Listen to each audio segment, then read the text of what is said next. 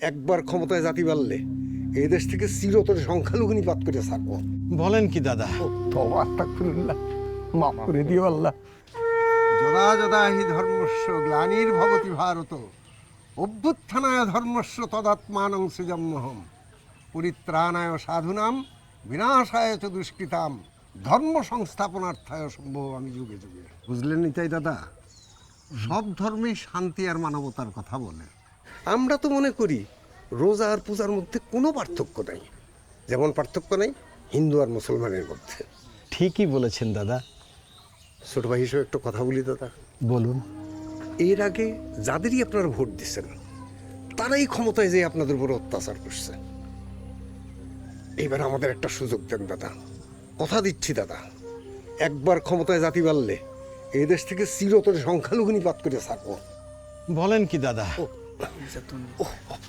Sorry, সংখ্যালঘু নির্যাতন নিপাত করে থাকবো। দাদা, আমরা যদি ক্ষমতায় যেতে পারি আপনাদের গায়ে কেউ একটা ফুলের টোকাও দিতে পারবে না। আমাদের মার্কাটা একটু খেয়াল রাখেন দাদা, ভোটটা কিন্তু আমাদের এই মার্কাতে দিয়েন দাদা। আগে ভোট আসুক, তারপরে না হয় দেখা যাবে। আরে ভোট তো দেখতে দেখতে চলে আসবে দাদা। আরেকটা কথা বলি, বলুন। আপনার যে কোনো সমস্যায় আপনার এই ভাইয়ের কাছে যাবেন, কথা দিচ্ছি দাদা, আপনার সব সমস্যার সমাধান করে দেবো। শর্ত একটাই, ভোটটা আমাদেরকে দেবেন। আগে দাদা, আগে। তাহলে আসি দাদা। আসুন। এই চলো তোমরা।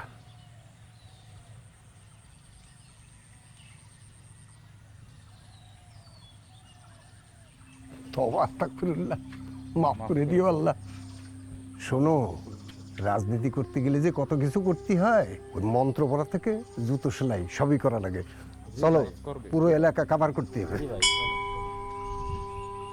আমরা সংখ্যালঘু হতে পারি, কিন্তু বিবেক বিবেচনায় আমরা পিছিয়ে নেই। কাদের ক্ষমতায় আনলে এদেশের সংখ্যালঘুরা নিরাপদে থাকবে তা আমরা ভালো করেই বুঝি।